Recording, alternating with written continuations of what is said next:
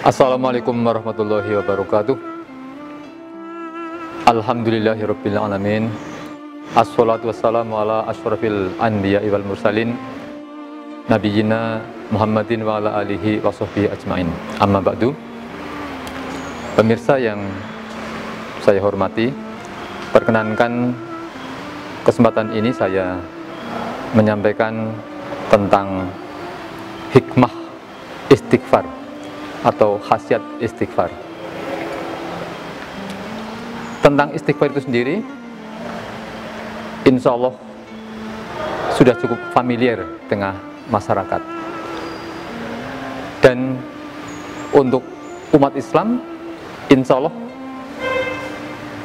50% diantaranya sudah terbiasa mempraktekkan hal tersebut. Namun barangkali hanya sedikit yang memahami bahwa istighfar itu merupakan suatu ajaran yang sangat penting di dalam agama Islam. Dan juga mungkin hanya sedikit yang memahami tentang betapa besarnya khasiat daripada istighfar itu. Oleh karenanya maka dalam kehidupan sehari-hari istighfar kelihatannya hanya dilaksanakan sekedarnya saja.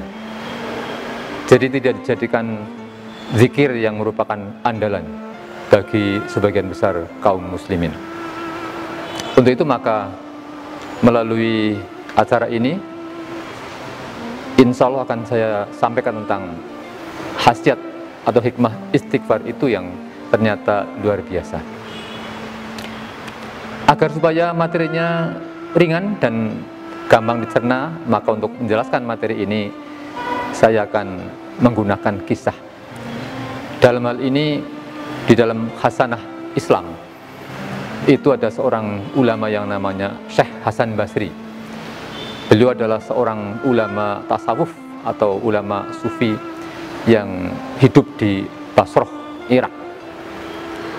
Beliau sebagai seorang ulama besar memiliki pengikut yang sangat banyak dan dipercaya oleh masyarakat Islam untuk berkonsultasi berbagai permasalahan agama, khususnya bidang spiritualitas.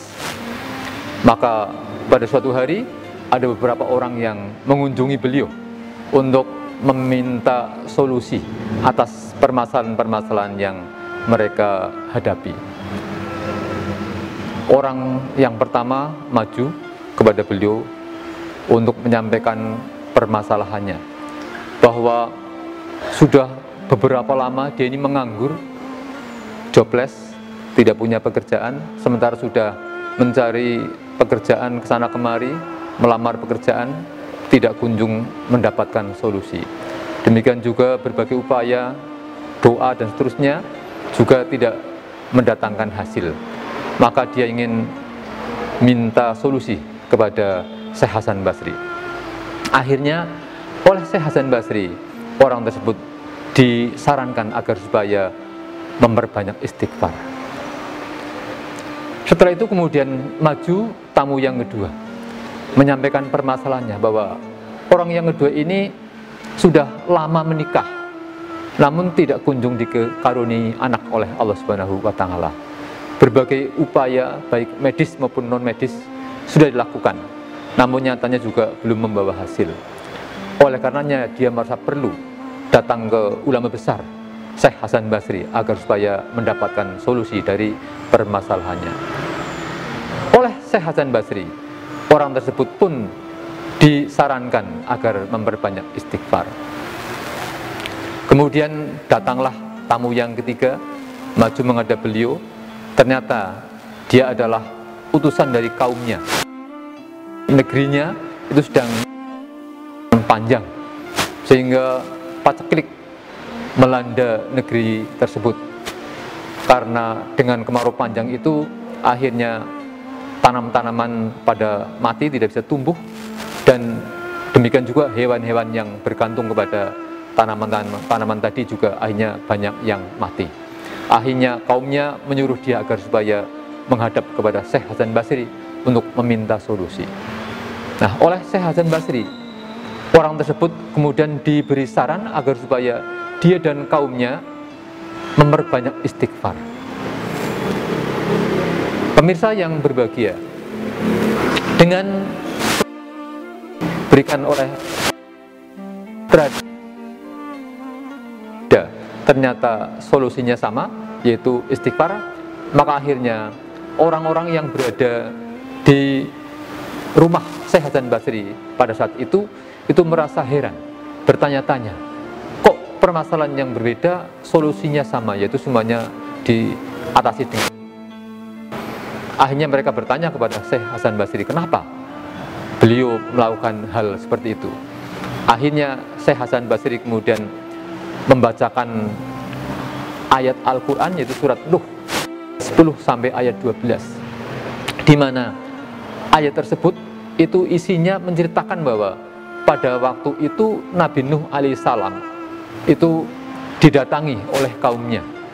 Kaumnya minta solusi kepada Nabi Nuh menimpa mereka, di mana pada waktu itu kaumnya Nabi Nuh sedang dihukum oleh Tuhan, oleh Allah Subhanahu wa Ta'ala, itu selama 40 tahun mereka dilanda kekeringan, sehingga negeri mereka itu mengalami paceklik, krisis ekonomi yang luar biasa parahnya. Demikian juga para istri mereka itu juga tidak bisa melahirkan anak atau tidak mengandung.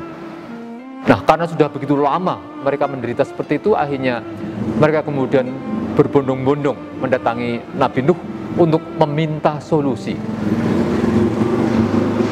Oleh Nabi Nuh kemudian untuk mengatasi masalah tersebut, mereka disuruh beristighfar. Itu dapat dibaca dalam surat Nuh ayat 10 sampai ayat 12. Nah, kesimpulannya bahwa dengan istighfar itu semua permasalahan dapat diselesaikan atau akan diatasi oleh Allah Subhanahu wa Ta'ala. Jadi istighfar itu tidak semata-mata berguna untuk meminta ampun kepada Allah Subhanahu wa Ta'ala, tapi istighfar juga dapat dipergunakan untuk doa, untuk mengatasi berbagai macam masalah, baik itu pengampunan dosa maupun permasalahan-permasalahan hidup duniawi. Oleh karena itu, maka marilah para pemirsa kita biasakan melafalkan istighfar, bukan hanya sekali dua kali, seperti halnya setelah selesai sholat kita hanya 3 kali mengucapkan istighfar. Namun bukan hanya itu, mari istighfar ini ada waktu dan kesempatan kita jadikan istighfar ini sebagai zikir, agar supaya permasalahan-permasalahan kita diatasi oleh Allah Subhanahu wa Ta'ala. Demikian yang dapat saya sampaikan pada kesempatan ini. Ada kekeliruannya mohon dimaafkan. Akhir kalam, assalamualaikum warahmatullahi wabarakatuh.